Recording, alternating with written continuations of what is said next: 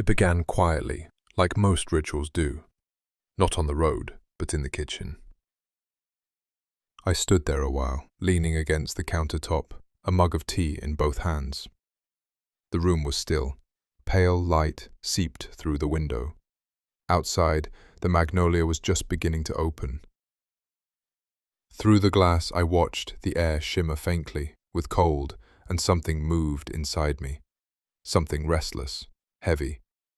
There was a kind of ache in the morning that didn't belong to my body. Downstairs, the bike waited in its corner. I wheeled it out into the garden. The tires were half flat again, so I crouched to pump them. The saddle, in retro old Brooks leather, looked worn but, like an old friend, too familiar to surprise me. I checked the battery. Still enough charge. There was mud from yesterday, still clinging to the frame, and I left it there. It felt honest. Gloves on, helmet clipped, I swung my leg over and settled in, the saddle pressed against me, leather cold, then warm. One breath. Then I pushed off. The gravel under my tires whispered its approval. The rhythm of it came back quickly. 1 push, 2 coast, 1 push, 2 lean. It wasn't long before I joined the old railway path, the Bahntrasse. The air shifted, trees stood closer here, bare-limbed and lichen-skinned. Their shadows crisscrossed the ground like a forgotten script. This path had once carried freight and passengers. Now it carried me. Each ride began the same, but none of them were ever really the same. The weather changed, the body changed, and something else changed too. The way I noticed things. Today, it was the sound of a blackbird beginning to sing from somewhere deep in the trees. The note was long, slow, spiraling into the damp air. I let the morning fill me, not just the cold in my lungs, but the motion, the knowing of how to lean into a curve, how to shift weight over gravel, how to fall forward into the day without resistance. It wasn't just travel, it was return. A return to something older, quieter, waiting in the bones and blood and breath. The path narrowed and bent eastward, tracing the old railway's gentle curve. It felt like stepping into the body of the land, not above it, not beside it, but inside. The trees grew closer here, younger, less certain. Their roots reached under the asphalt, pushing up in places, like veins surfacing beneath pale skin. A bridge passed overhead, graffiti-stained, moss softened. Water dripped from its edges onto the path in slow, patient drops. I ducked instinctively, even though I didn't need to. The air beneath the bridge was colder, touched with iron and wet stone. There was no one else. Just me, the bike, the blackbird's voice fading behind me, and the rhythmic hum of tires smoothing over asphalt. Here, in the quiet underpass and slow climb beyond, the ritual began to deepen. Not sacred, not solemn, just honest. This was where the breath began to change, longer, slower, more inside than out. Every ride had this moment, the moment when the world thinned and something beneath it stirred. It was never dramatic. It was in the texture of the gravel, the shift in light between trees, the way a fallen branch scraped the edge of the wheel and then was gone. Sometimes I'd think, this is where I begin to remember. Not specific things, but the feeling of remembering, of a thread being tugged somewhere inside the ribs. And always the path continued, southward, slightly downhill, winding along the edge of town towards something I never named. The ride wasn't about destination, it was about surrender. The movement that carried me into the next bend, the next breath, the next layer of whatever I had buried. The trees began to thin, and the path opened slightly, giving glimpses beyond the green. It was there, half concealed behind saplings and undergrowth, that I saw it again. The chimney. Rising like a memory from the trees, it belonged to the old tile factory in Hilgen. It had no function now, just presence, a totem of heat and labour swallowed by leaves. Further along, the path veered left. The hum of machines and clank of metal reached me before I saw them. Behind fencing, a row of drums stood like strange totems, black, red, and coiled with the promise of speed. Orange cables curled and waited, internet finally coming, connection threading its way through the village not unlike my own route this morning. Hilgen came into view not all at once, but in signs and shapes I knew. The old Bahnhof still stood, slate blue and squared like a folded coat, a place that remembered being busier, louder. Now it served something else, the classic cars on Sundays, or nothing at all. I left the track briefly, following the road to pass some shops. Past a row of houses, slate-tiled, steep-roofed, framed by cherry blossom and iron gates. They were part of the region's face, these burgishes houses, not quaint, earnest, built to last. After Hilgen, the path began to rise, gradually, then with intention. Trees thinned at the crest, and the sound reached me before the view. A low roar, continuous and indifferent. I crested the slope and saw the A1 stretched out below, lanes divided by painted lines, machines streaming in both directions, without pause. I stopped at the bridge, straddling the bike, 1 foot to the ground. It felt like crossing a border. Behind me, quiet lanes, timber houses, the softened edge of suburbia. Ahead, something older, rougher, less explained. The path beyond the motorway dropped quickly, swallowed again by forest. I glanced down at the traffic, a procession of vans, lorries, private cars, fast, forgettable, all moving towards somewhere else. The bridge I stood on was narrow, utilitarian, unfenced, the kind that doesn't ask for reflection, but gives it anyway. And then, I crossed. The change was immediate. The trees closed in. The air grew cool and damp. Rock rose steeply on either side, dark with moss and water seep. The light fractured through branches above, and the path itself took on a deeper tone. Less travelled, more watchful. There was a stillness here, despite the motion. I slowed again, letting the bike carry me. Not the other way around. Beneath the hum of tires on tarmac, another rhythm began to speak. Droplets from overhanging stone, wind in narrow leaves, the echo of unseen birds in hollows and cracks. The forest had taken the line back, and I, for now, was allowed to pass through. The air shifts. The scent of pine gives way to damp moss and faint exhaust. A boundary crossed. From here, things begin to deepen. Just beyond the roar of traffic, colour returns in a new form. Spray paint and stories sprayed across concrete. The vast wall of the bridge becomes a gallery. On one side, a solemn face with piercing eyes watches from under tangled black curls. Someone has signed her Mika, though who she was remains unsaid.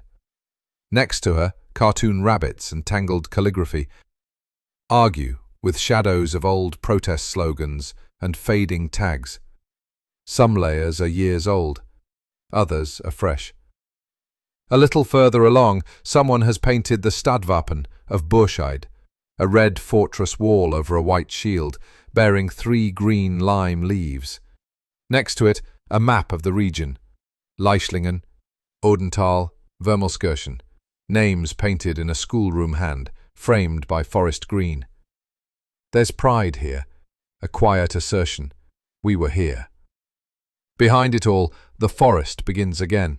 Trees press in, their shadows spill across the track in long diagonal strokes, and the sound of wheels returns to a softer rhythm. Soon, a white half-timbered building appears, the old Bahnhof Burscheid, now a restaurant. Its shape is unmistakable, long and low, with a gently sloping roof, and iron gutters that still catch the morning light just right. A menu board leans by the hedge. A cyclist leans their bike against the fence. There's no train here anymore, but the building hasn't forgotten. After Burscheid, something shifts. The air remains cool, but the light begins to fracture. It's not the warmth of sun through open fields anymore, but a bleached clarity. where color itself seems hesitant. The path curves gently, and the trees thin, but they lean in close again, not with intimacy, but like spectators at the edge of something unspeakable. An old telegraph pole stands like a relic from a vanished time, still strung with ceramic insulators. No wires remain, just the arms, like a candelabrum in a long-abandoned temple, now offering no flame. And tucked beneath them, some forgotten bouquet. Plastic, fake, and red. Who placed it there? What memory does it honor? Further along, a house, boarded, sun-split. The timber frame rotting into itself. Vines claw at the windows, branches gesture like limbs held too long in one position. The kind of building you'd swear was watching you if you passed it alone at dusk. The path continues, smooth and sinuous. But every branch casts a ghost, every fence post a warning. It's still morning, but only just. Just beyond the curve, a dense slope rises sharply on one side. Beneath the leaf scatter and moss lies broken stone. Platforms, foundations. A spill of rail debris, half swallowed by the forest. You begin to realize, this isn't just a ride through nature. You're cycling through layers, through ruins. And then, Patscheid. Not a station anymore, but it remembers. There's graffiti now, and a painted map, oddly precise. Someone cared enough to record it all, even in decline. The map has no dates, but shows the rails branching off like veins. This place had purpose once, and maybe ghosts too. At the edge of the wall, a path leads up the hill. You don't take it, not yet, but someone is there, watching or waiting. Adam rested a hand against the rough brickwork, closing his eyes briefly.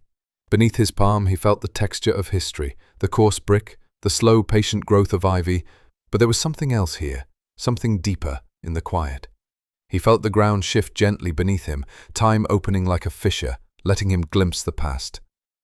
Jacob emerged clearly now, a hardened navvy, sturdy and weathered from countless days of labor. He wore thick hobnailed boots, battered and worn from heavy use, trousers patched and stained, and a heavy woolen shirt soaked with sweat and dirt. His shoulders were broad, arms powerful and calloused, hands that had wielded hammers, picks and shovels through every weather and hardship. Around him, other men moved with equal determination, a ragged team bound by their labor. Each knew his task intimately, a rhythm and choreography formed by muscle memory and silent trust. Voices were muted beneath the steady scrape of shovels, the ringing clatter of tools, the occasional shouted command. Jacob paused, straightening his back with a grimace, and wiped grime from his forehead with a ragged sleeve. He glanced back along the line they were building, the long, graceful curve of freshly laid earth and stone, rising steadily into an embankment designed to carry the railway safely across uneven ground. Then something caught his eye, a subtle shift in the slope ahead, barely noticeable at first. Jacob felt a pulse of instinctive alarm, a tightness in his gut, earned through years of experience. Without hesitation he shouted sharply, his voice cutting clear and loud over the laboring men. "Back! Move off the line! Quick!" Tools froze mid-air, heads turned sharply towards him. Jacob was already running towards the unstable slope, his boots thudding heavily against packed earth, breath hard and focused. He could feel the ground trembling subtly beneath him, the vibration growing sharper with every step. Men scattered quickly, trusting Jacob's seasoned eyes, knowing better than to question his judgment. He reached the base of the slope, hands extended, feeling with his fingertips the quiet rumble through the earth and stone. He knew they had only moments before the structure gave way. Turning swiftly, he raised his arm, his voice calm and firm. "It's going to slide! Clear away! Clear away!" As the men scrambled down from the embankment, the earth above shifted with a deep, resonant groan. Soil and stones spilled forward, gathering speed, cascading down onto the trackbed, filling the air with dust and a dense, choking silence. Jacob stood firm, eyes narrowed against the grit and sunlight, watching the collapse. As the noise subsided and the last earth settled, his breathing slowed. He looked toward the men standing silently at the edge of the worksite. Their gazes met his with solemn respect. Adam opened his eyes slowly. The image faded, but Jacob's presence remained, vivid and grounded. A man shaped by labor, trust, and quiet authority. A man who carried responsibility as naturally as the tools of his trade. His story lingered here still. Part of the railway, part of the land, part of the quiet that Adam now breathed in deeply, feeling it settle into his bones. Part 1G. Patchide. Returning to the line. The path dips and turns again, and with it, the spell lifts. The half-timbered houses of Patchide appear below like a memory suddenly made visible. White plaster and black beams, gables sharp against the hillside, as if preserved in amber. From this elevated vantage, Adam gazes down, not just at the houses, but at the engineered landscape itself. The scale of it, the massive earthen bank beneath his wheels. How much effort had gone into simply keeping this railway level across such a folded landscape. It was Jacob's work too, in a way. This section felt quieter, the ghosts less insistent. The forest opened into human space. Lawns were trimmed, a small terrace with a view. Cats warming themselves on window ledges. It was easy to believe in modernity again. A man jogs past, wireless headphones nestled under his grey curls. He nods as he passes. Birds call above. The air is full of pollen and the faint sweetness of spring. Beneath the railings, grape hyacinths and dandelions push through last year's mulch like a celebration. But the past still stirs. A rusted sign emerges from the undergrowth. The painted factory has almost flaked away entirely, yet you can still make out the shape of chimneys, the outlines of machinery. Beneath it, a second sign shows a photo from 1901. Men in heavy coats. An industrial hall, lost now to time, hedgerows, and redevelopment. The path straightens. It feels like the line has remembered its purpose. No more curving and slipping between hills, no more hesitations. Just a quiet forward pull. My legs fall into rhythm again, the woods begin to loosen. More light filters through, more gaps between the trees. I can sense the shift even before I see it. Up ahead, an elderly woman walks with a small dog. Her pace is slow, deliberate, but it's the bag that catches my eye. Bright pink, almost absurd in this muted green corridor. I heart Paris. I nearly laugh. Not out of mockery, just the surprise of it. A little pulse of colour, a signal that I'm getting close to somewhere people still go shopping, still remember cities, still love. We pass under a bridge, concrete, massive, but someone's painted the wall beside it with cartoon animals riding bicycles. A fox in a helmet, a bear with balloons. It's silly and lovely, and maybe exactly what this underpass needed. Someone even left an old yellow phone booth standing there, like a forgotten prop from another story. I wonder if it's still wired to anything. Then the path narrows again, hedges and branches leaning in from both sides. For a moment it feels like riding through a living tunnel. Shadows shift across the tarmac. I let them play on my skin. My bike hums along, 34 kilometers an hour, steady as breath. No ghosts now, just the rhythm of motion, the mild warmth of spring air. My mind slips into the background, and my body carries me.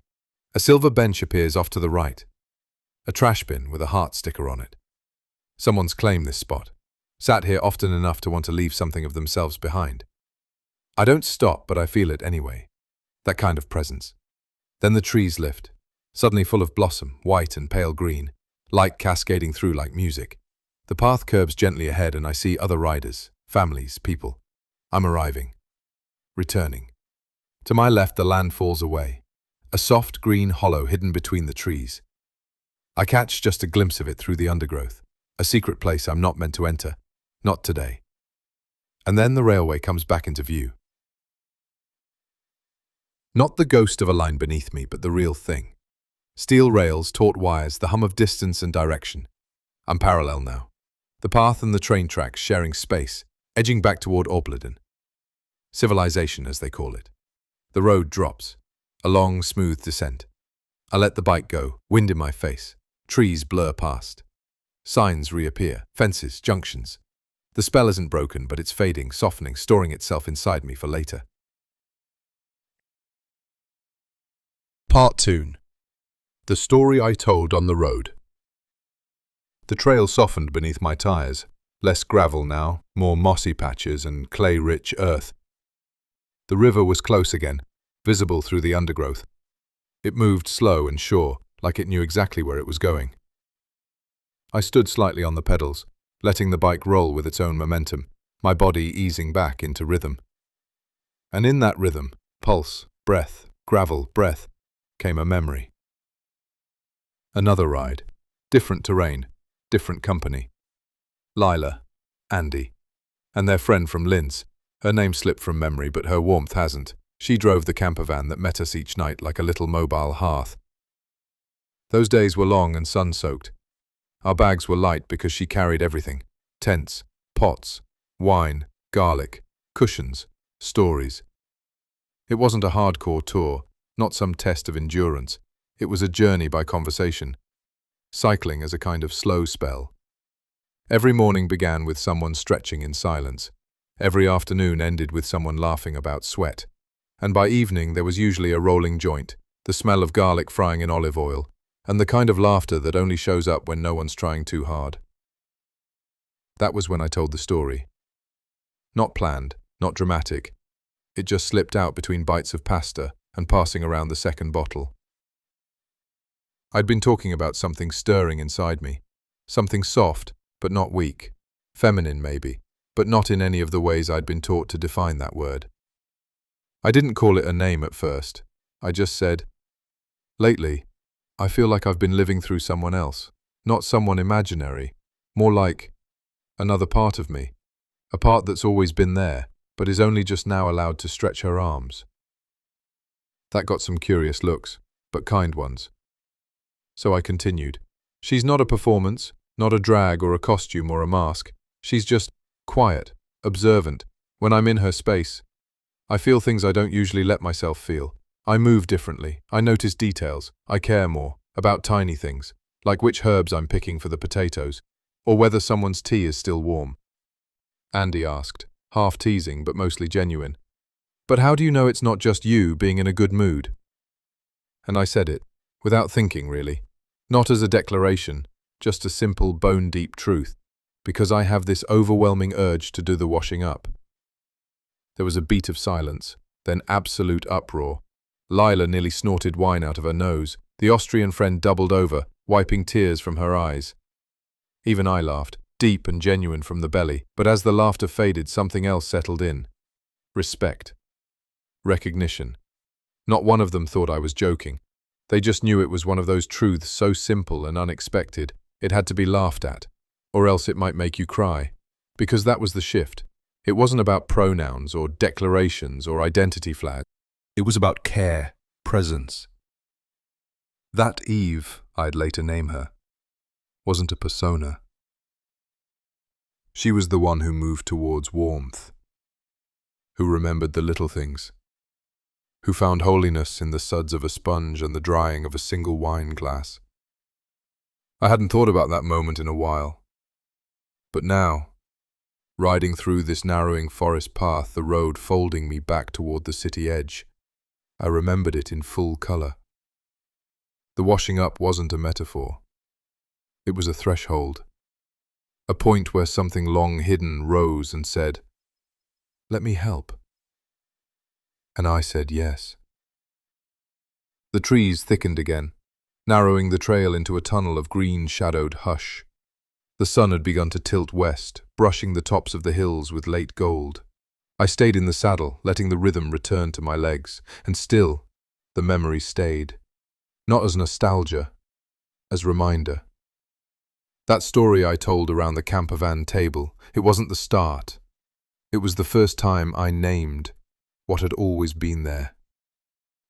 Eve didn't arrive with thunder or flags. She washed a plate, wiped the rim of a wine glass, adjusted a scarf, paused to smell wild thyme on the roadside. She didn't demand attention, but when I listened, she shifted everything.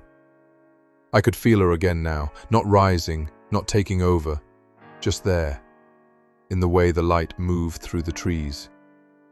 in the way my hands held the handlebars with just a little more gentleness, in the way my gaze caught the curve of an old wall and thought, "That's beautiful," not because it was remarkable, but because it had stood there, unnoticed, for so long.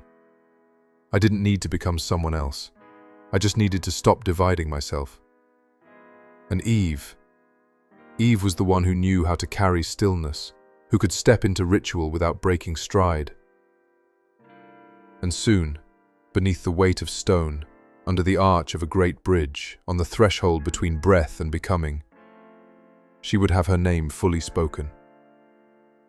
But for now, she rode with me, listened with me, waited. The forest let go of me slowly. The path widened, the trees thinned, sounds returned, not wind or birdsong now, but tires on tarmac, the rustle of commuters, the distant hiss of traffic. I had reached the edge of Opladen without quite realizing it. One moment I was riding alone in the hush of memory, and the next I was threading through a bus station, surrounded by the living geometry of the town. The pavement flattened out, modern and neutral. Yellow buses came and went with the blank efficiency of late morning. A few teenagers leaned against a timetable board, their laughter light and dislocated, like echoes from a world I had once belonged to. I didn't stop, just slowed enough to notice the reappearance of signage, the clean blue curves of urban design. It was always strange, this moment when wilderness surrendered to the algorithm of town. The wild didn't resist, it simply receded. A bronze statue waited with the patience only statues know. A man seated, thoughtful, resting his feet in his hands as if weighing something invisible. No inscription I could find, just a quiet presence, barely noticed by the people flowing past him.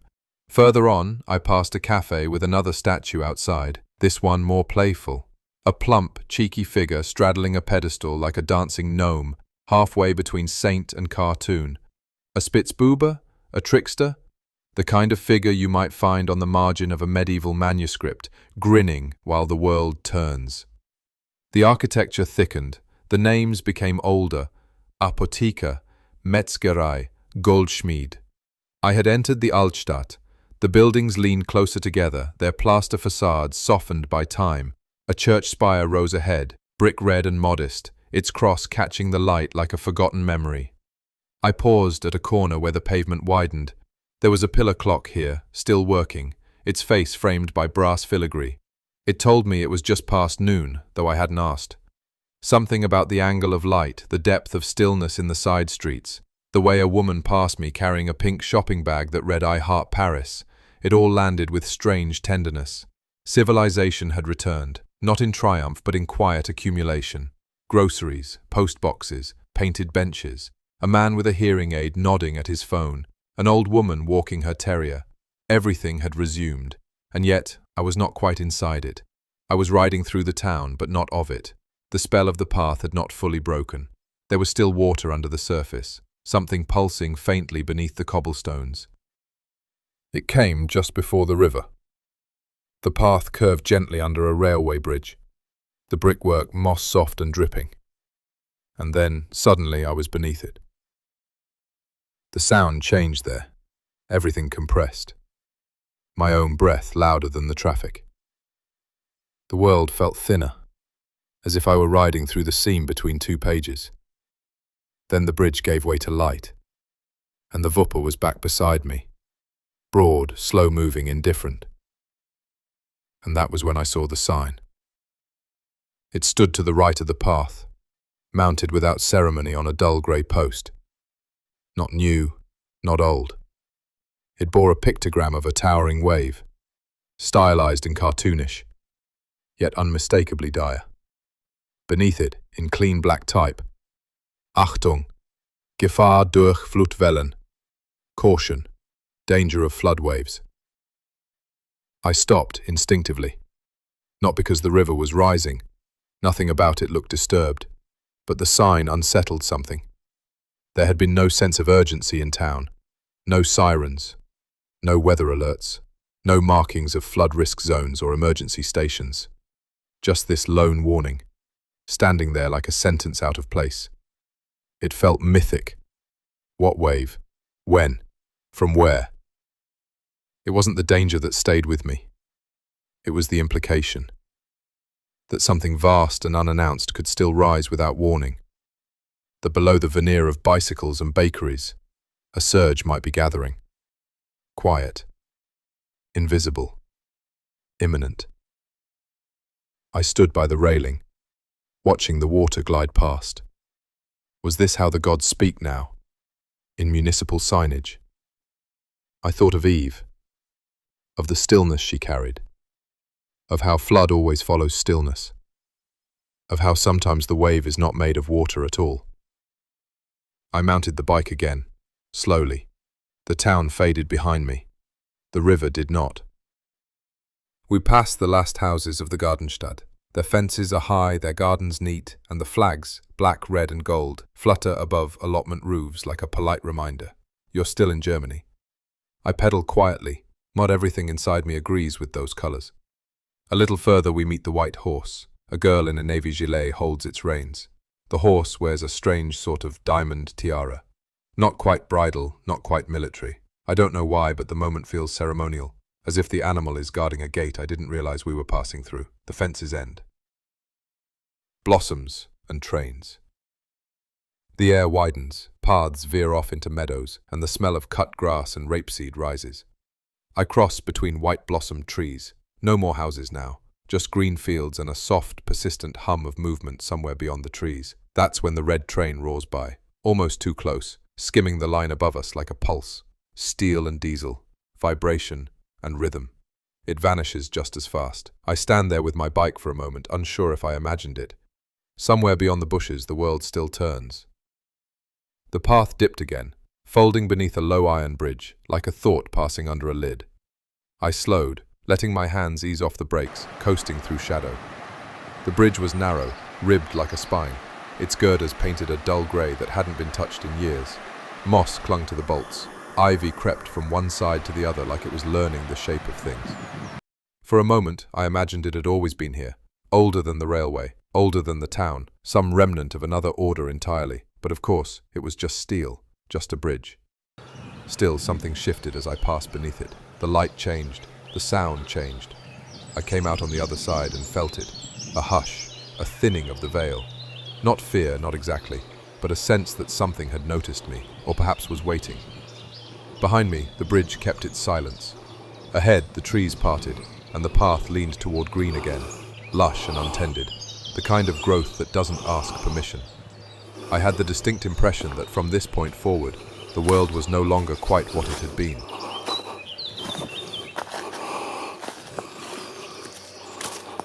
I don't know what brought it on. Maybe it was the clearing, maybe the stillness, but more likely it was the tattoo.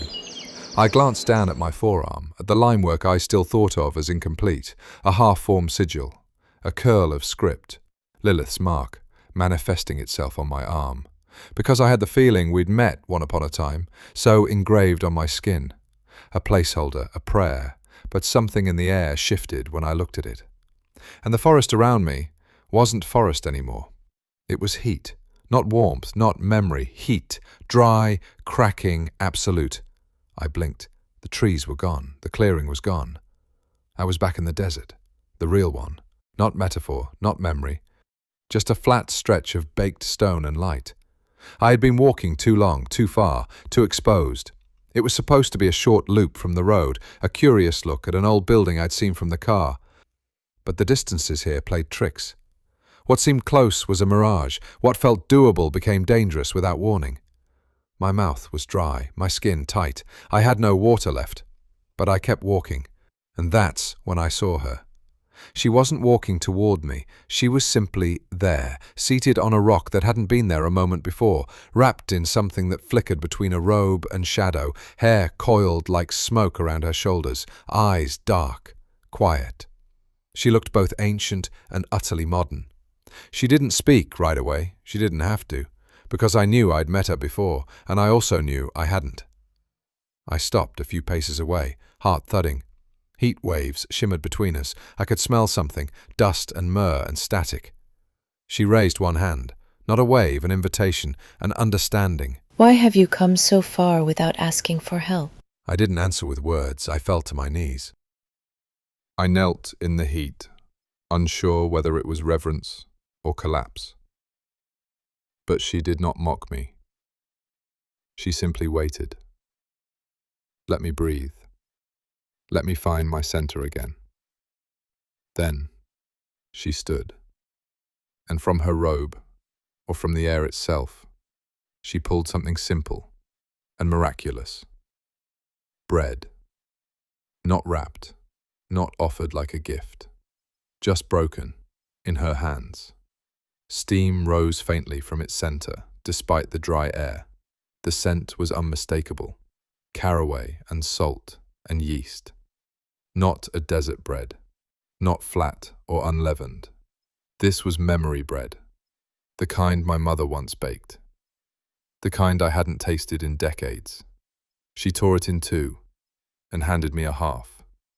You forgot to ask, She said. but you still need to eat. I took it, ate in silence. It was warm, alive. Tears came before I could stop them. You walk like a man who thinks he has no mother. She said, softly. But that's not true. She has always walked beside you. You just stop listening. I looked up at her, hands shaking. Who are you? A faint smile. You'll name me soon. But not yet. She crouched down, close enough for her shadow to touch mine. Her fingers brushed the edge of the tattoo. This mark, it was a door. But now you're ready to open it. Then she leaned forward and pressed two fingers against my forehead. Not hard, not painful, but something moved. Inside. Like light finding a passage through stone. Like water re-entering a dry channel. The desert wavered, shimmered, tipped. I gasped. And the forest was back. Roots, moss, sky. I was lying in the clearing again. The light filtered through high branches above. The tattoo on my arm glowing faintly, only for a moment, and settling back into ink and skin. But she was still with me. Not in form, but in me. Something had shifted, had opened, had answered. The forest was still, but not silent. It listened now. Or I did. Same difference. The tattoo no longer pulsed. It just was. Like the roots around me, like the light, like the breath in my chest. I rose slowly, brushing the soil from my knees. I didn't feel dazed, not like after a dream, but steadied, like waking from a truth that had waited too long to be spoken.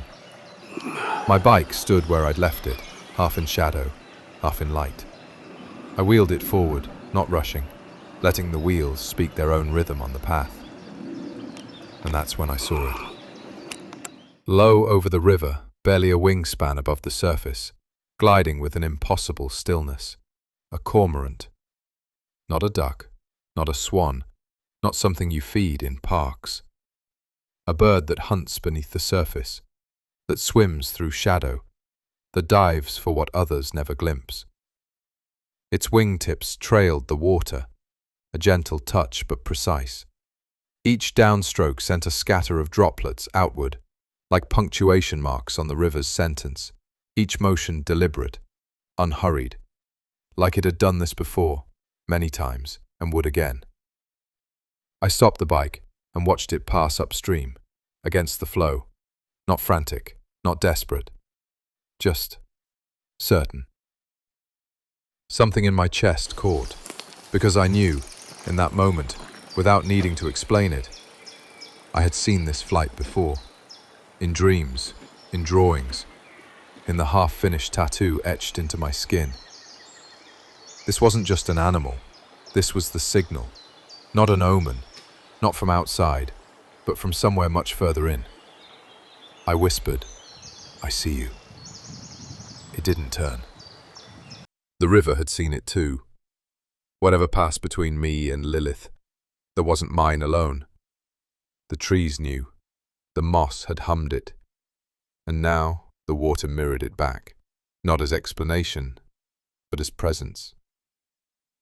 I rode slowly, not from fatigue, but to honor the quiet, the kind of hush that lingers after a bell is rung. Not silence exactly, more like the space sound makes to land. Ahead, the river widened a little. The path hugged its edge more closely now. I could hear the slap of water against stone, the hum of roots clinging to the bank. Birdsong returned, tentative and bright. It was the kind of path you had to watch carefully. Roots curled up through the earth like questions. Twigs clawed at sleeves. Every pedal stroke was a negotiation. Not difficult, just alive. I passed the fence of a forgotten waterworks, a concrete block half swallowed by the forest. Somewhere behind it, machinery once stirred, maybe still did. The smell of wet leaves and oxidized iron hung in the air, but the river stayed beside me, faithful, flowing. A family passed with a dog. I nodded. Another cyclist, pushing uphill, gave me a look that said, "You've just come from somewhere holy." And I had. I didn't stop to explain. Didn't need to. Just rode on.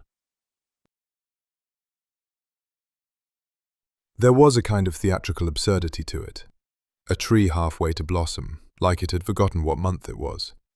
The top half still bare, brittle branches like antennae reaching skyward, the lower boughs exploding with pink. Beneath it, a Men at Work sign leaned awkwardly, as if the council had decided to mark the tree's labor. Nature under renovation, a cherry in mid-transformation. I passed it without stopping, but smiled.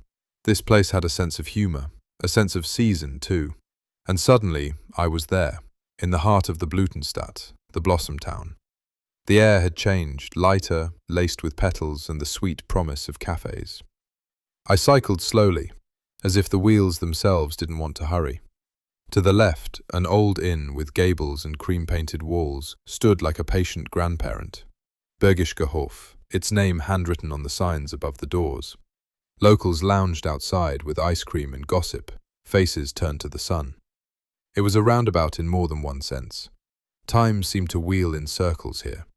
Architecture from different centuries nestled together, half-timbered houses and post-war apartment blocks, slate facades and pastel shutters.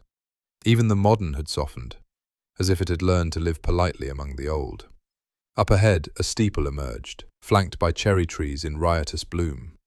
One branch arched so low it brushed the shoulders of a passing cyclist. Somewhere a child laughed. Somewhere else, wind chimes tickled the air. I could feel the edges of myself softening again. This was what the desert had made possible. Not just heat and hardship and transformation, but arrival. Not a destination exactly, but an invitation. To pause, to breathe, to notice how even the municipal railings had been painted to match the blossom. I drifted on, past slate-green shutters and timbered roofs, down a narrowing street that curved around an ancient corner. The air cooled a little as the houses leaned in, whispering secrets. I followed them until the village gave way to trees again, a forest path, river to my left, tennis courts behind the hedge, and then a gate. Eicherhof. Private land, said the sign. But even from the path I could see the house, stately and dignified, hiding behind its own elegance. I didn't need to go in.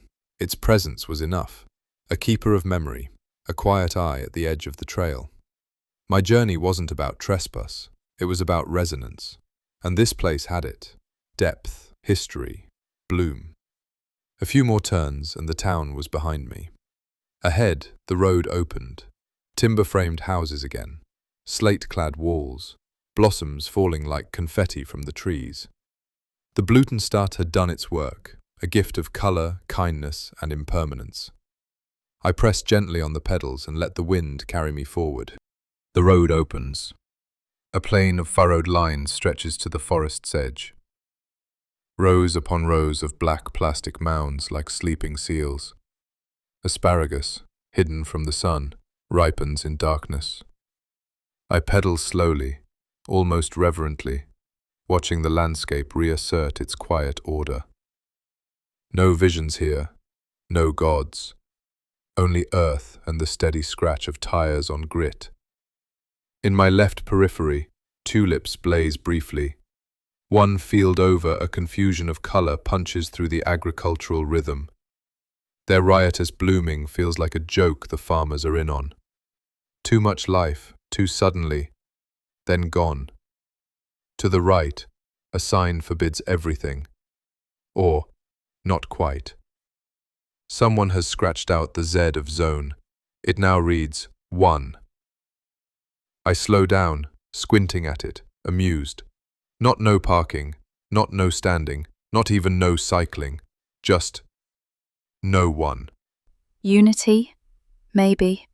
Says a voice inside, dry, familiar, Eve. I don't respond. Not yet, but the sign stays with me as I pedal on, like an invitation scratched in haste or in hope by someone who didn't want to be alone. Up ahead, a bend in the road, a green-roofed barn, the forest massing dark on the hill. Something's shifting again, but not outwardly.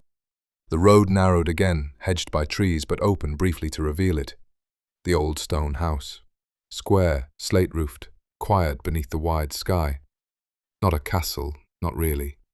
But the gate was arched, the windows thick-set and recessed, the walls old enough to remember.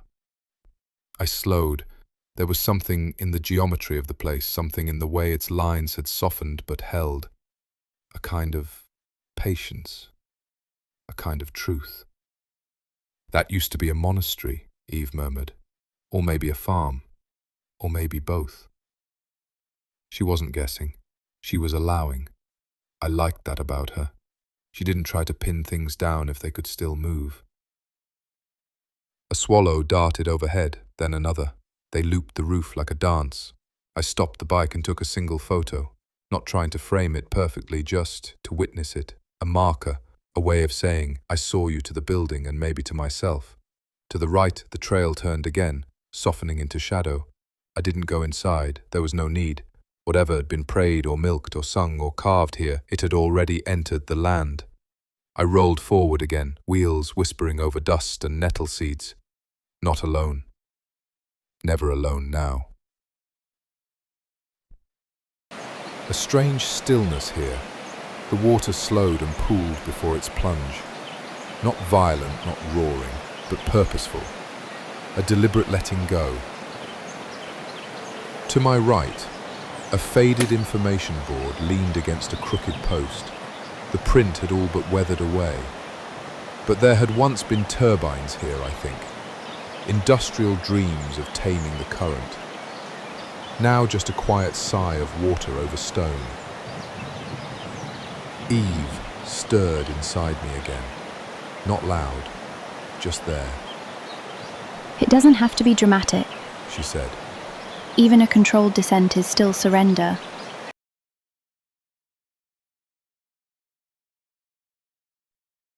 The forest returned like a breath held too long.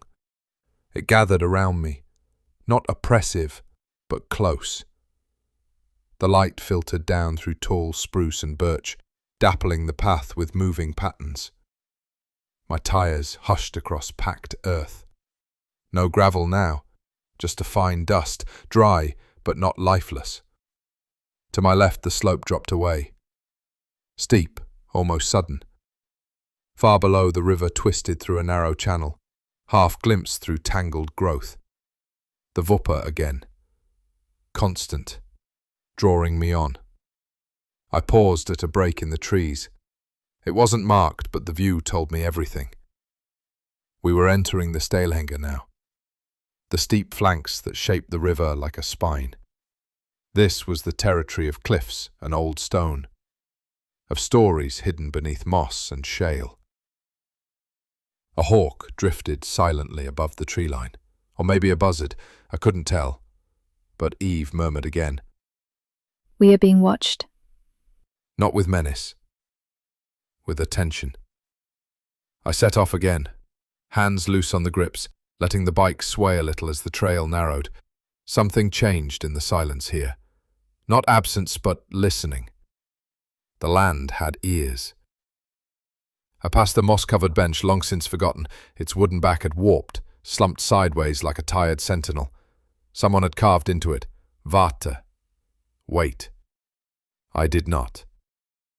The forest deepened, and the path tilted down. I reached up and tightened my helmet strap without thinking, not from fear, from reverence. We were entering the Wupper's inner spine, its oldest path. The cliffs leaned in again. Trees clung to their edges like old secrets, their roots reaching out across the rock face, not to hold on, but to whisper. I slowed as the slope began its quiet rise, the path narrowing between the stone wall to my right and a steep plunge down to the Wupper, now hidden by the fresh spring undergrowth. This was the Wupper Steilhanger, the steep banks the river had carved for itself over time, a place where land and water had long been in negotiation. I had passed out of the last clearing now. Behind me lay the playground, the sausage stand, the small, hopeful thicket of weekend cyclists and families, sipping beer in the sun. The ivy-clad walls of the old weaving factory, like something out of a forgotten Brothers Grimm tale, stood like a final outpost, its window panes catching the light like old mirrors, its facade almost lost beneath twisting vines, a monument not just to industry, but to endurance. Betreten, verboten. Eve laughed gently in my mind. That's you, that is. What? You. Always trying to sneak past the sign that says, "Do not enter," hoping it's just a test. Maybe it is. Maybe it isn't. The path narrowed further, cut directly into the rock now. I passed the ghost of Rudenstein.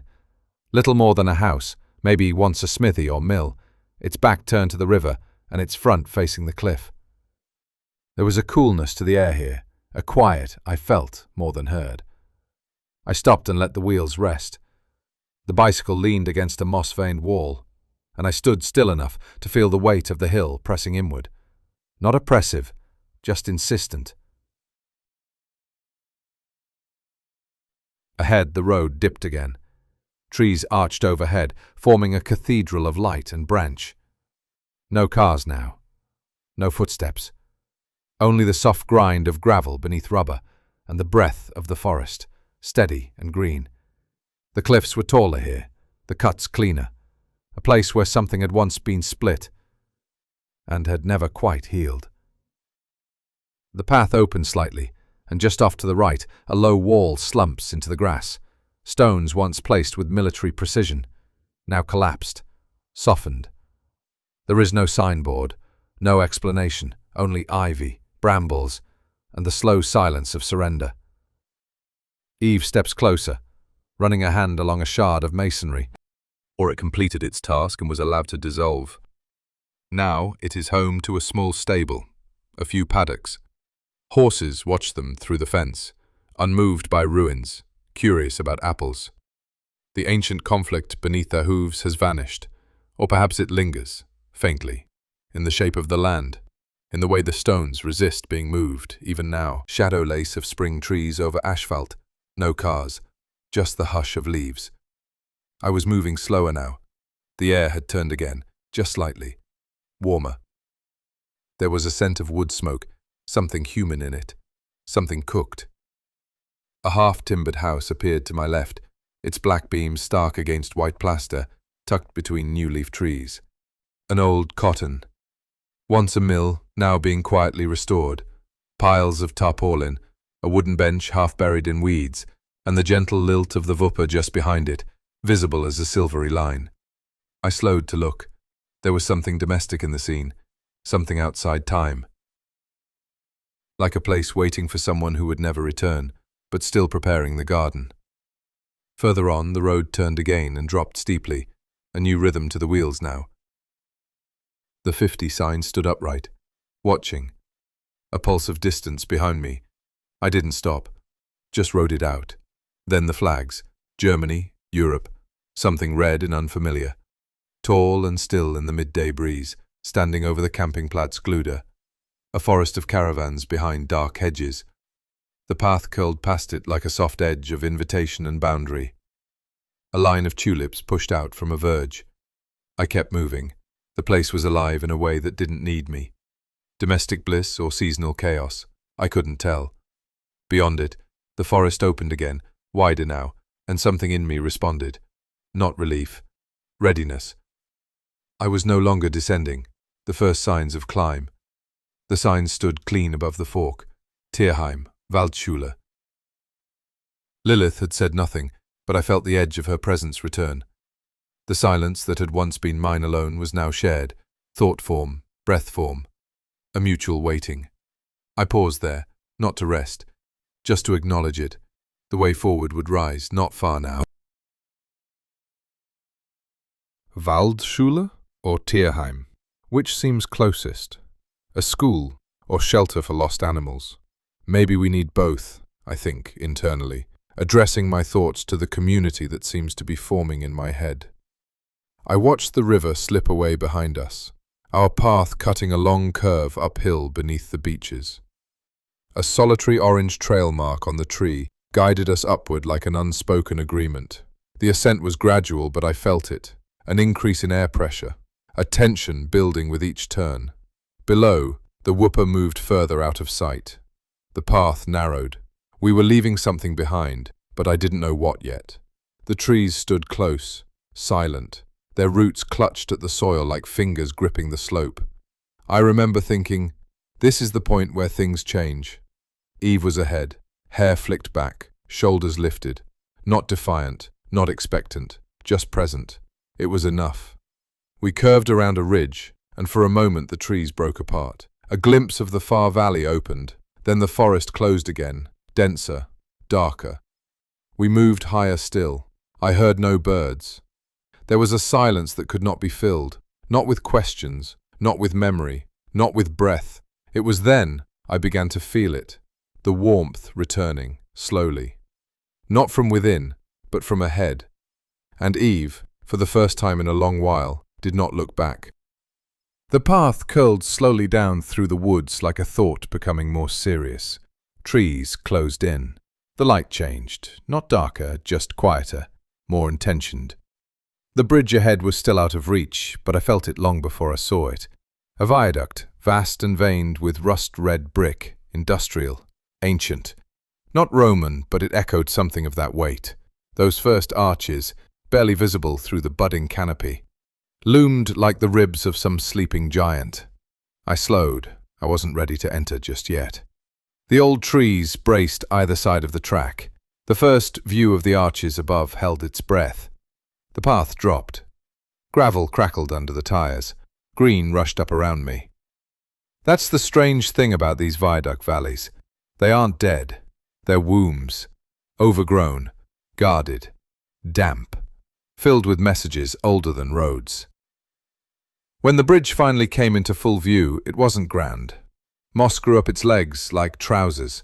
Spray paint in blue and silver clung to the underbelly like tribal scars. Ivy crept over the surface. Mortar flaked, as if the structure itself had passed through rites of passage long before me.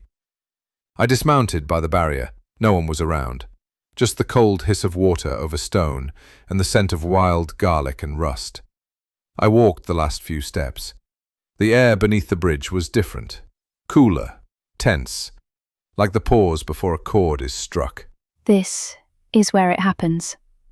She didn't speak aloud, but I heard her clearly. Not with ears, with memory. With the narrowing of vision, the flicker in my chest. I didn't answer. Not yet. I turned, slowly, to take it all in, the trickle of the creek, the shadows cast by lattice brickwork, the faint drone of a bee passing through a shaft of sun. Then I stepped fully beneath the arch, and waited. She didn't speak, she moved. Not in the muscles or limbs, but deeper in the quiet space just behind the breath. A flicker of attention, a widening in the chest. The way light feels when you close your eyes but still face the sun. He stood at the threshold of shadow, eyes adjusting to the amber light beneath the bridge. Water whispered softly against stone. Somewhere high above, the drone of a passing truck vibrated through the ribs of the bridge like distant thunder. And still, she rose. In his throat, in his spine, in the space between each thought. There was no fear. There was no question. Eve was awake, and the seat was waiting. The space beneath the bridge opened like a vault. What looked like stone from afar was not just stone, it was shaped, worn smooth not by water, but by something older. A kind of ritual architecture revealed only when the light slanted just so. At the centre, half ringed by root and dark moss, sat the chair. No, it was not a chair. It was a throne, not golden, not adorned, forged. Its base was embedded in the earth, as though it had grown from the bedrock. The arms flared outward like wings. The surface shimmered faintly, not wet, not metallic, but responsive, like it knew someone was coming. Eve felt it before she saw it. A magnetic pull, subtle but certain, as though her body had already been claimed by it long ago. She took a step forward, through Adam's legs, through the weight of their shared breath. Her inner voice trembled, not in fear, but in wonder. Is this for me? The air thickened around her thighs. Her skin prickled beneath the clothes, heat blooming between her shoulder blades. The scent here was unlike anything she knew, iron and moss, yes, but also something sweeter, like rain steaming off skin. She stepped closer. The seat of the throne was scooped, as if it had cradled someone countless times, but there was no dust, no decay, only readiness. She ran one hand along the armrest. It was smooth, warm, it gave slightly beneath her palm, like breath beneath skin. Then she sat, and the throne received her. Not like furniture, like memory. Her thighs pressed into its contours, her spine aligned effortlessly against the backrest. The material beneath her legs and hips was cool at first, then began to warm. The moment her shoulders settled, the surface beneath her shimmered and adjusted, wrapping the small of her back, the backs of her arms. Her breath caught in her chest.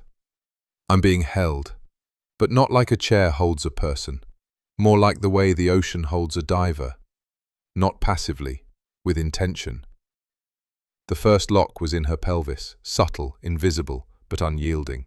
Her thighs could not rise. Her hips no longer belonged to motion.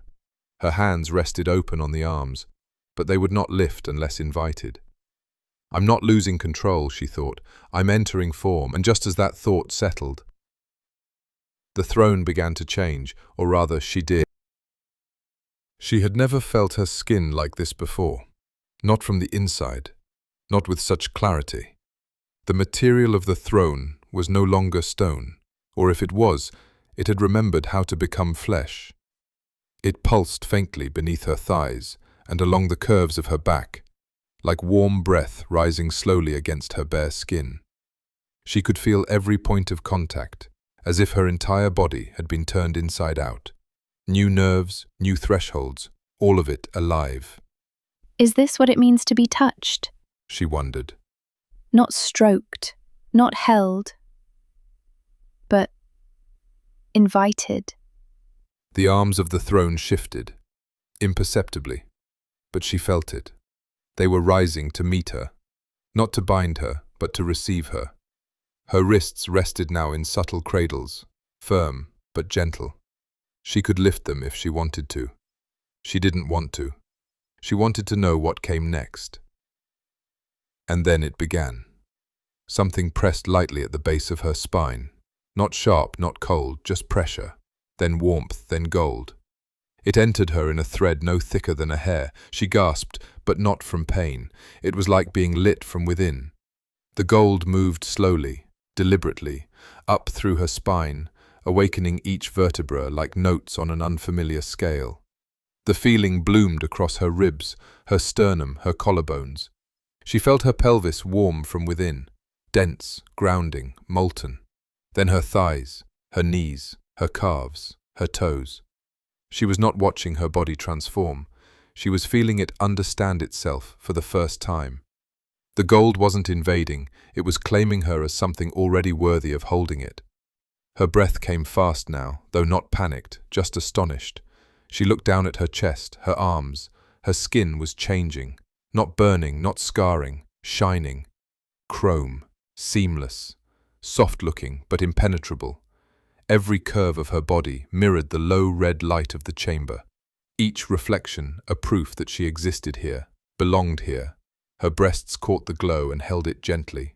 Her stomach gleamed with the outline of her breath. Her arms became pillars of silver, fluid and strong. She wasn't armored, she was revealed. Her hands twitched slightly, not in fear but in joy. They looked elegant like this, sculptural, new. This is my body, She thought, tears rising. and I am inside it. And still the throne held her. Still the gold moved. Still she became. She could no longer move, but she had never felt so alive. The throne had sealed around her, gracefully, deliberately.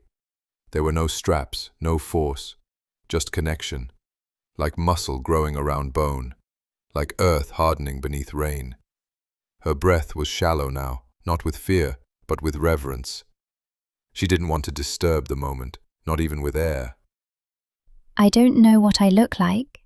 That thought rose up inside her like a whisper in a cathedral. She tried to move her head, but her neck was no longer a hinge. It had become a pillar, chrome, radiant, holding her gaze gently forward.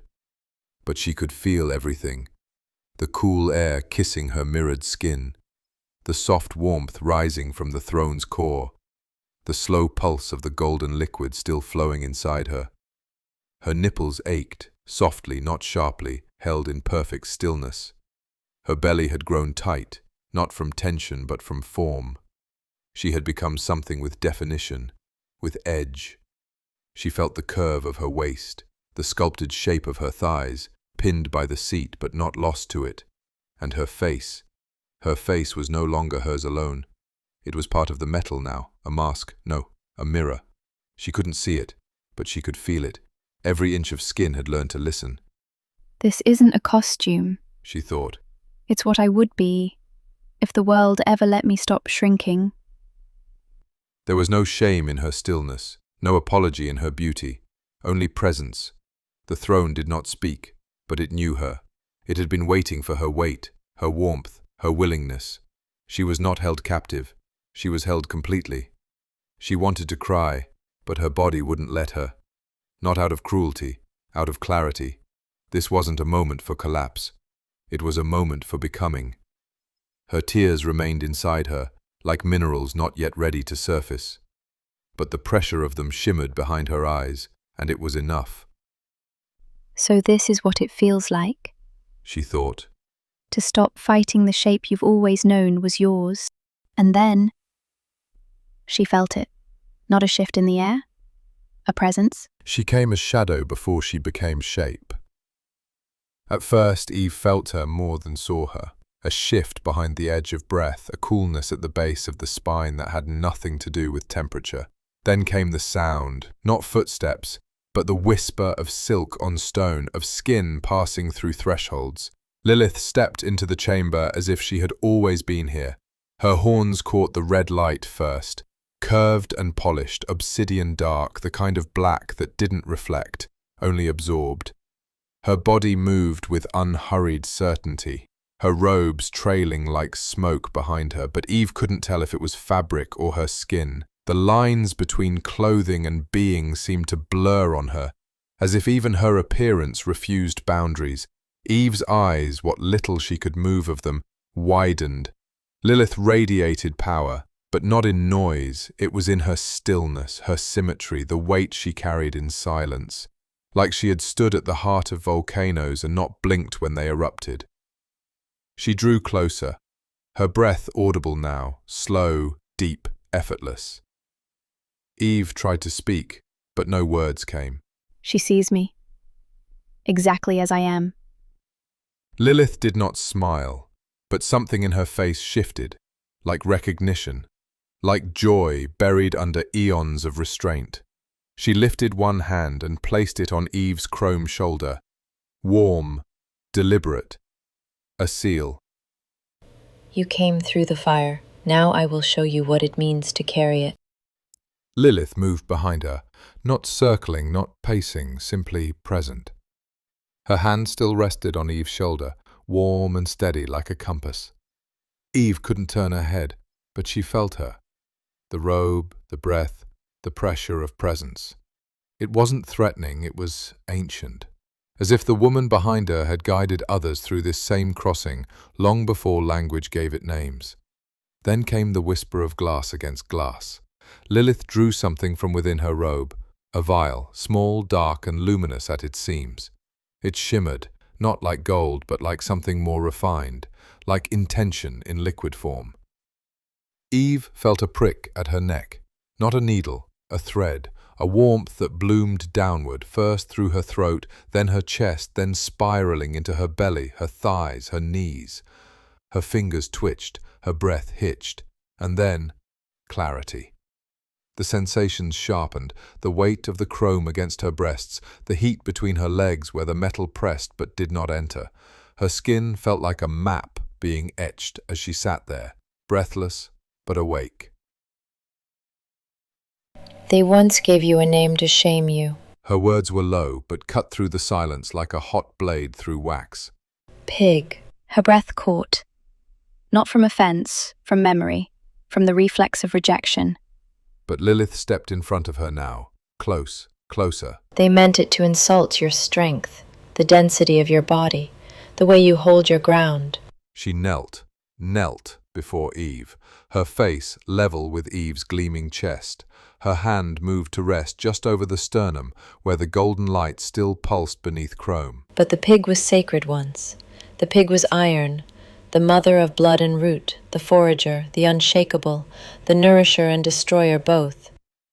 Eve's chrome lips parted slightly, not from speech, but from something between shock and surrender. You are not their insult. She whispered. You are Iron Pig. The words did not wound, they welded. They slid into her body like rivets tightening, like heat meeting form. And Eve, held in place, gleaming and still, accepted it.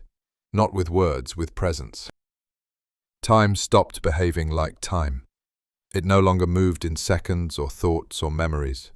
It pressed like a weight, not heavy but vast. As though Eve had passed beneath the moment, into something far older than chronology. She could feel the shift begin low in her pelvis, deep, almost mineral. The chair was no longer just a throne, it had become a stratum. A shelf of force that went down and down and down until it met the places even silence dares not name. And she was fused to it. Her legs, fully encased in chrome, felt more like pillars than limbs. But they weren't rigid. They held. The throne sent pulses through them, not electrical but tectonic, like aftershocks from a fault line realigning. Her spine lengthened, not by stretch but by remembrance, each vertebra a sediment layer. Grief, desire, waiting, love unspoken, rage, awe, all laid down over lifetimes of pressure. Now, one by one, they awakened. I am not being stilled. She thought. I am being rooted. The pressure rose up through her belly, where gold still pooled, warm and weighty. Her lungs didn't move. Her breath wasn't needed. She was breath now, dispersed through earth, echoing through stone. Behind her eyes something opened. The walls of the chamber, once lava, now cooled into reflective obsidian, shimmered. What had looked like dark stone became screens, and in them she saw herself. Not one version, hundreds. Chrome, flesh, shadow, voice, dancer, warrior, crone, child. All reflections of the same core, a woman becoming visible across dimensions. Some wept, some screamed, some simply sat still as she did now, eyes wide and reverent. And through them all, a knowing passed. This is what it feels like to shift the shape of a world, not with force, with mass. Lilith had said, You carry fire. but Eve now understood something deeper. She carried weight, not as burden, as presence, as gravity. And below her, deep below her, the mantle moved. Lava curled and folded, slow, ancient, full of unspeakable pressure. The planet did not rise in storms, it changed in epochs, in millimeters, in heat beneath stillness. She could feel that now, because she was part of She had never felt her skin like this before, not from the inside, not with such clarity. The material of the throne was no longer stone, or if it was, it had remembered how to become flesh. It pulsed faintly beneath her thighs and along the curves of her back, like warm breath rising slowly against her bare skin. She could feel every point of contact, as if her entire body had been turned inside out. New nerves, new thresholds, all of it alive. Is this what it means to be touched? She wondered. Not stroked, not held, but invited. The arms of the throne shifted, imperceptibly, but she felt it. They were rising to meet her, not to bind her, but to receive her. Her wrists rested now in subtle cradles, firm but gentle. She could lift them if she wanted to. She didn't want to. She wanted to know what came next. And then it began. Something pressed lightly at the base of her spine. Not sharp, not cold, just pressure. Then warmth, then gold. It entered her in a thread no thicker than a hair. She gasped, but not from pain. It was like being lit from within. The gold moved slowly, deliberately, up through her spine, awakening each vertebra like notes on an unfamiliar scale. The feeling bloomed across her ribs, her sternum, her collarbones. She felt her pelvis warm from within, dense, grounding, molten. Then her thighs, her knees, her calves, her toes. She was not watching her body transform. She was feeling it understand itself for the first time. The gold wasn't invading, it was claiming her as something already worthy of holding it. Her breath came fast now, though not panicked, just astonished. She looked down at her chest, her arms. Her skin was changing, not burning, not scarring, shining. Chrome, seamless, soft-looking but impenetrable. Every curve of her body mirrored the low red light of the chamber. Each reflection a proof that she existed here, belonged here. Her breasts caught the glow and held it gently. Her stomach gleamed with the outline of her breath. Her arms became pillars of silver, fluid and strong. She wasn't armored, she was revealed. Her hands twitched slightly, not in fear but in joy. They looked elegant like this, sculptural, new. She came as shadow before she became shape. At first, Eve felt her more than saw her. A shift behind the edge of breath, a coolness at the base of the spine that had nothing to do with temperature. Then came the sound, not footsteps, but the whisper of silk on stone, of skin passing through thresholds. Lilith stepped into the chamber as if she had always been here.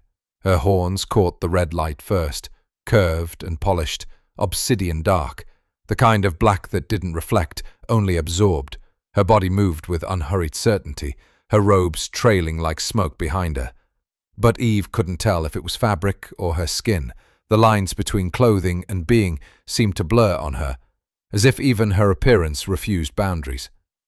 Eve's eyes, what little she could move of them, widened. Lilith radiated power, but not in noise. It was in her stillness, her symmetry, the weight she carried in silence, like she had stood at the heart of volcanoes and not blinked when they erupted. She drew closer, her breath audible now, slow, deep, effortless. Eve tried to speak, but no words came. She sees me, Eve thought. exactly as I am. And Lilith did not smile.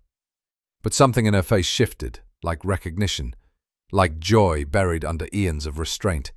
She lifted one hand and placed it on Eve's chrome shoulder. Warm, deliberate, a seal.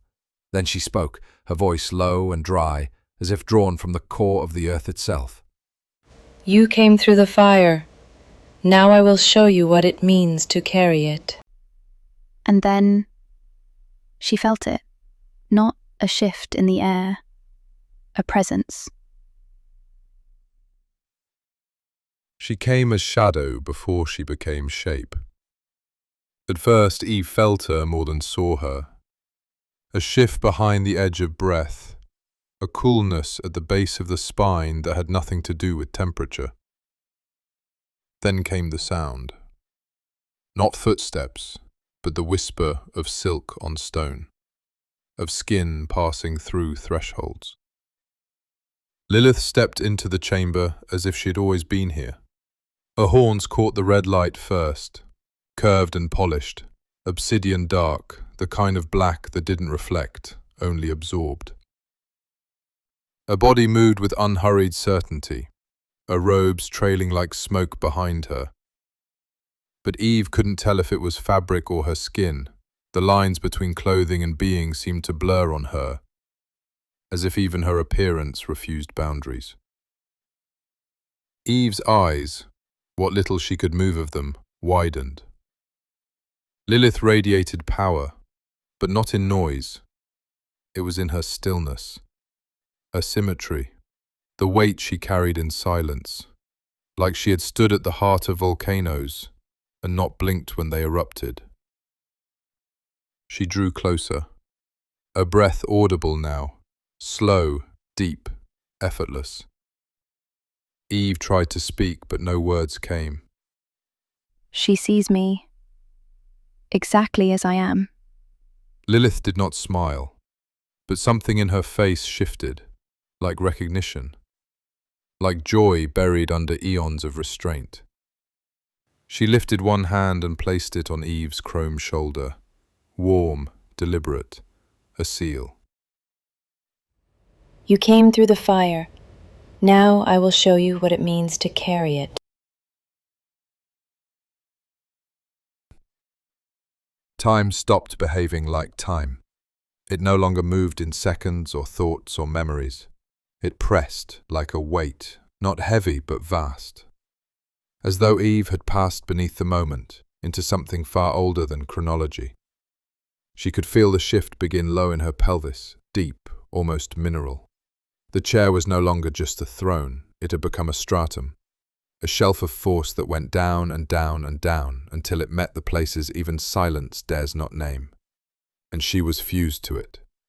Her legs, fully encased in chrome, felt more like pillars than limbs, but they weren't rigid, they held. The throne sent pulses through them, not electrical but tectonic, like aftershocks from a fault line realigning. Her spine lengthened, not by stretch but by remembrance, each vertebra a sediment layer, grief, desire, waiting, love unspoken, rage, awe, all laid down over lifetimes of pressure. Now, one by one, they awakened. I am not being stilled. She thought. I am being rooted. The pressure rose up through her belly, where gold still pooled, warm and weighty. Her lungs didn't move. Her breath wasn't needed. She was breath now, dispersed through earth, echoing through stone. Behind her eyes something opened. The walls of the chamber, once lava, now cooled into reflective obsidian, shimmered. What had looked like dark stone became screens, and in them she saw herself. Not one version, hundreds. Chrome, flesh, shadow, voice, dancer, warrior, crone, child. All reflections of the same core, a woman becoming visible across dimensions. Some wept, some screamed, some simply sat still as she did now, eyes wide and reverent. And through them all, a knowing passed. This is what it feels like to shift the shape of a world, not with force, with mass. Lilith had said, You carry fire. but Eve now understood something deeper. She carried weight, not as burden, as presence, as gravity. And below her, deep below her, the mantle moved. Lava curled and folded, slow, ancient, full of unspeakable pressure. The planet did not rise in storms, it changed in epochs, in millimeters, in heat beneath stillness. She could feel that now, because she was part of it. She didn't break the stillness. She was the stillness. But something inside her began to shift. Not to return her to movement, but to reveal that movement was still possible. That the body she now inhabited was not a sculpture, but a system, alive, functional, ready. The chrome around her ribs began to soften, not melt, just release.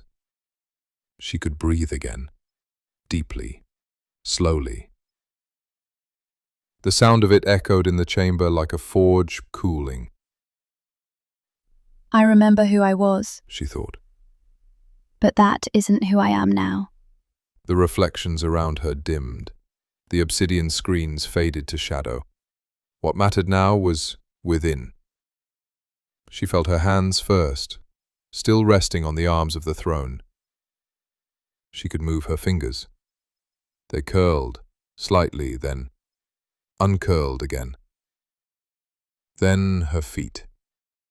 She hadn't forgotten them. But now they rejoined her, not as anchors, but as foundations. The chrome shimmered faintly with each new breath. Then her spine, flexing, not in tension but with authority. She stood. Not all at once, not like someone shaking off sleep. She stood like someone returning to themselves, aware of the weight, the posture, the balance required to carry it forward. Lilith was there. Of course she was. She stood across the chamber now, hands clasped behind her back, her eyes bright in the low light. She did not speak. She didn't need to. The silence between them was shared. Eve looked down at herself, chrome skin, seamless and sleek. Still, beautiful, new, but hers. Not a mask, not a costume, a form. And she held it. Easily, I am not the woman I imagined. she thought. I am the one I called for, long before I had language for it. Lilith gave a slight nod, barely perceptible. Eve stepped forward. The metal of her thighs whispered softly against itself. Her feet were light, her body balanced, her presence unmistakable. The bridge above continued to rumble with cars. But beneath it, something much older had awakened, and she was walking forward. The light flickered. Not around her. In her. She blinked. Except she hadn't moved her eyelids. Her whole body was chrome. Breathless. Beautiful. Still. But something was folding. A seam in the air peeled open. Not with sound, with recognition. And I knew, in a way that rang down to the gold in my bones, it was time to return. The edges of the throne softened. The chamber dimmed. The glow bled away like heat from stone. And just beneath the surface, beneath the glinting, seamless skin of her chrome form, I exhaled. I coughed. Actually coughed. Like dust had hit the back of my throat. My hand went to my chest, not remembering that a moment ago it had been hers. I was sitting on the ground beneath the bridge. Cold stone under one hip.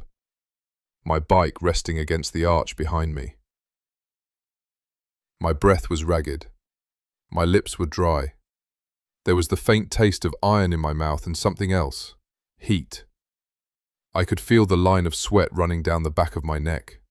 Above, a truck roared overhead. The sandstone vibrated. I blinked again. Lilith was gone. Of course, she always was. But she wasn't absent. She had passed through me like fire through glass, leaving no crack, only clarity. I looked down at my hands, still mine, but not just mine. They trembled slightly as I reached for the handlebars. Not fear, not aftershock, just echo. Jesus, I whispered. Not to pray, but to mark it. Did that happen? The sunlight slanted differently now. Afternoon had crept in, lazy and indifferent. A beetle scuttled across the gravel beside my front tire. My legs ached. My jaw felt tight. My calves were cramped. I was back, but I wasn't back to before.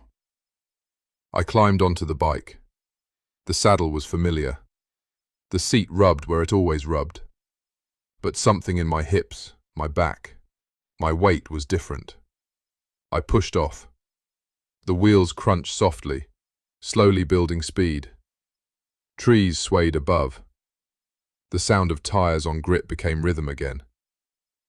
And then, laughter. Low, private. A huff of breath through my teeth. Not amusement, not madness. Something between reverence and exhaustion. I'm still riding a goddamn bike, I thought, after all that. It didn't feel like desecration. It felt like devotion. The bike felt too small for what I had become. My feet clipped the pedals without grace. My left calf twinged as I pushed off. My helmet felt absurd. Everything felt absurd. The world was moving normally again, and it was obscene. A bug hit me in the cheek. I wiped it with the back of my glove and nearly burst into tears. I can't tell anyone about this, I muttered aloud. Not a fucking soul.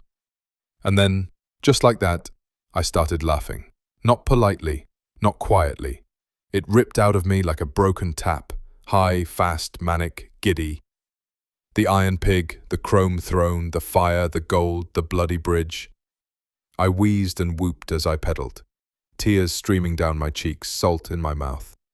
The trees blurred, the air snapped against my arms. I was a man on a bike, riding out of a demon's heart, and it was hilarious. Because the moment you start taking spiritual transformation seriously enough to cry about it, you're halfway to losing your shit entirely. I laughed until the laughter broke. And then it stopped, and everything was quiet. I was riding through farmland now. The road wound gently between sloping fields, green and gold, dotted with sheds, fences, the occasional red-tiled roof. The air smelled of soil and spring and old sunlight. My breathing had settled. The adrenaline was gone. The awe, the terror, the firelight, all filed somewhere behind my sternum, like a dream half translated. But Eve was still with me, not pushing, not guiding, just there. Her weight in my hips, her stillness in my chest, her eye behind mine. The bike climbed a gentle hill and coasted into shadow. It's still me, I thought, but I'm wider now. There was no need to explain it. Not yet, maybe not ever. I rounded a bend. A bird lifted from a fence post and took to the sky, dark and smooth, trailing low over the road. Not a cormorant. Not this time. Just a witness. The trees whispered with a different texture now. Not lighter, not heavier, just known. Like returning to a room after something has been moved. The forest didn't speak of what it saw, but it saw. Eve led for a while. My legs were tired. We didn't speak about it, we didn't need to. We followed the track as it looped gently away from the bridge, away from the initiation site. There was no need to rush. The air had changed. We had changed. The sunlight pooled again, golden and soft, dappling over moss and damp earth. Reflections flickered across the edge of puddles, not quite water, not quite memory. Eve glanced back once, briefly. Not to check if Lilith followed. She wouldn't. But the presence was still there. Not behind us. Within. We didn't speak about that either. A fallen log became a seat. I paused. Eve didn't stop me. We both knew that this moment needed to settle in the body before we could move on. I ran a finger along my forearm. The tattoo didn't glow, but it was warmer than the air around it. Not a warning, not a scar. Just a presence. Like flint remembering fire. And then, at the final bend, a chimney rose from behind the trees. Rust red. Familiar. The one we saw at the beginning. We'd come full circle. Not to the same place, but to the same point in space, altered by what we'd carried through it. Eve brushed a pine needle from my shoulder. I smiled. You ever heard of the Tree of Life in Bahrain? I asked. She tilted her head, curious. Not the mythic one. There's a real tree, out in the desert, surrounded by oil fields and goats and rusted fences. Nothing else grows for miles. She didn't reply, but I felt her listening. To get there, you drive off the road, then off the track, then through sand, and eventually you come to this one tree, just standing in the middle of a giant natural bowl of cliffs and silence. And under it there's a man. Guardian? She asked. Exactly. Pressed shirt, uniform, polite, proud of his important job. I asked him how long he'd been doing it. He said, not long, only about 10 years. A breath of wind moved through the branches above. He told me some kids tried to set it on fire once. So now, he watches it. That's all. He sits under this ancient tree with birdsong and just holds ground. We sat for maybe an hour, exchanged a few words, me in English, him in Arabic. His Arabic was strangely clear to me. But mostly we just sat, shared some cigarettes, listened to the birdsong. He's probably still there. Probably would greet me as an old friend if I ever went back. Eve turned to face me more fully. There was something steady in her eyes. She touched the bark of a nearby pine with her fingertips. Maybe that's not the point. She said. Maybe the point is just to know where yours begins. And to walk it, however it twists. Maybe. The chimney rose a little higher through the trees now. The path curled on, but I lingered a moment longer, thinking of the man, the tree, the birdsong. Some guardians don't need to speak. They just stay.